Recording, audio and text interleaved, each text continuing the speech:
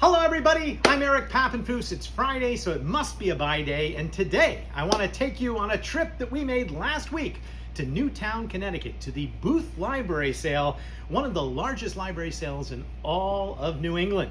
We went up there and they had not one, not two, but three gymnasiums full of books, and we bought about 1,500 books and packed them in our minivan to take back to Midtown Scholar.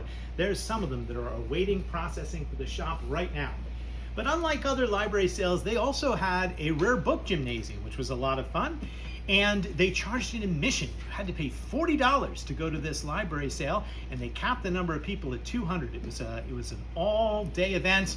We had to camp out the night before and put our boxes out. I wanted to show you some of the great finds that we found in Newtown.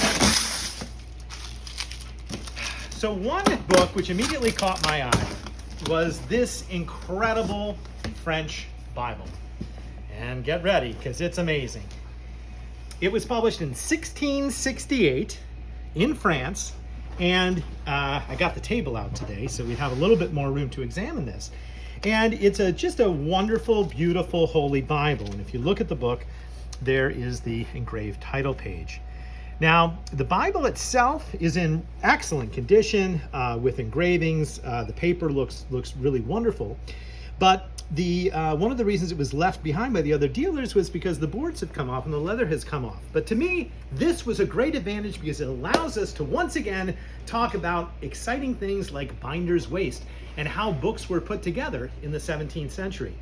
So here's the leather covering that goes over the board. And then if you look at the board, you'll see that the board itself has old paper pasted onto it between the leather here and the board. This is called binder's waste, and binders were notorious for taking bits of old books and reusing them in new books like the Bible. What's interesting about this binder's waste is it has these illuminated letters. Do you see them there? That harkens back to an earlier time, and I think there's a chance that this is from what's called an incunable, which is a book from the very early years of printing. Illuminated pages like this in and of themselves can be very valuable. It appears to be a book on the law, and you have this interesting blending of the sacred text and the secular in how the book was constructed. And you weren't meant to see this, but now that the bindings come apart, you can see it, and we can do some research and find out more about the book. But if you zoom right in, as close as possible, you can see a little bit about what we're talking. The book also has areas that are packed into the spine with old manuscripts, and I just love this. But you can see these old manuscripts that were used to basically strengthen the spine where the leather meets the book. And I haven't had a chance to look at these yet. I'm going to take them out and examine them, but we may be able to tell more about these could be the account records for the printer himself as he was keeping track of the sale of the Bible. Now, another reason that books like this were passed by other dealers, I think not only is it a lot of work, and this is not a book that we're going to have restored. A few weeks ago, we went to Tony the bookbinder. I'm going to leave this one as it is and let people use it as sort of a teaching tool for how books are put together. But Bibles themselves are very common. When you think about it, it's the most popular book in the world in many respects, and so they don't have a lot of value. A book like this, even with the interest, is still only worth a few $100s, but it's certainly a sight to behold and a really neat find for the library sale. All right, from Newtown to Newton, because on the way up to the Newtown library sale, we stopped by our favorite bookstore in New Jersey, and would you believe it, but I found on the shelf a copy of a book by Sir Isaac Newton, and this is a remarkable find. This is a copy of Newton's Optical Lectures that was published immediately after his death in 1728. Newton had just died in 1727. Now, Newton died intestate. That means he didn't have a will, and people rummaged through his papers, and this was basically the lecture course he gave at Cambridge on optics, which eventually became one of his great works. It was basically transcribed from notes that he had made in his hand and that some others had made at the time. It's illustrated with these wonderful engravings, and you can see some of the Newtonian, and it's got this sort of fold-out method where The engraving extends past the book, and you can see some of what Newton is talking about it. Books by Isaac Newton are very rare, and this gives me an opportunity to talk about the strange fate of Isaac Newton's library.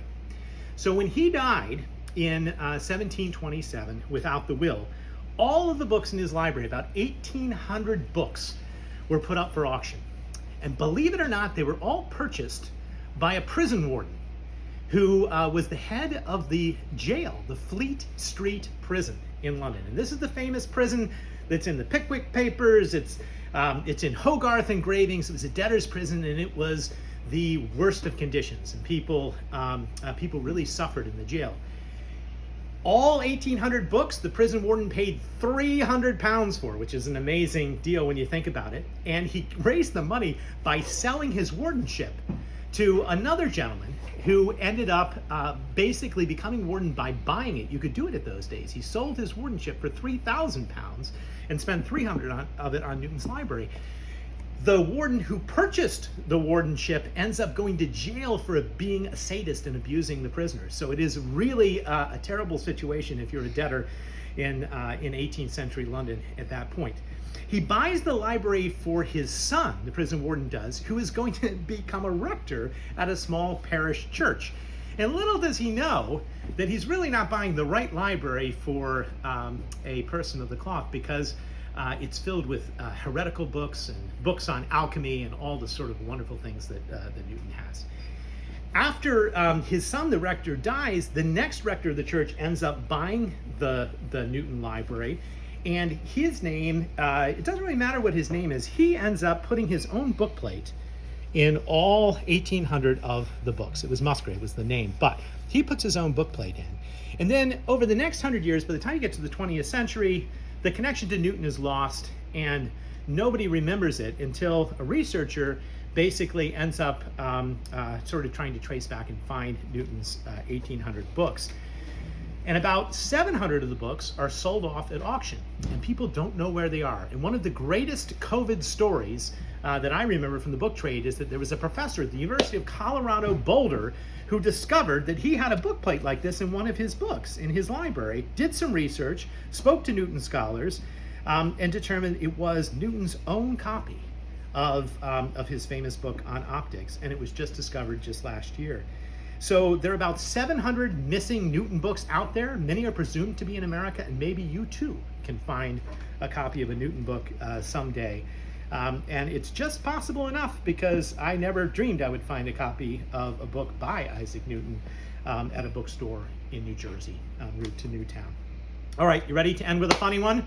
We're going to end with a funny book, and this book from Newtown, well, it's Sloth Love. And I've got to say, one interesting fact about sloths, and I love sloths. When I was growing up, they had a sloth at the National Aquarium in Baltimore, and we'd always go and try and find it, hiding among the greenery there.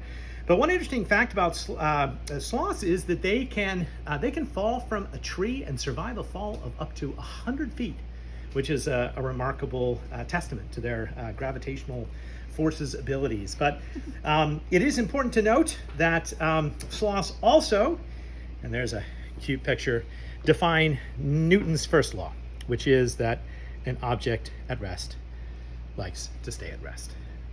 Sloth Love, today's funny book. Thanks for watching. We'll be back next week and every week with more adventures from the book trade.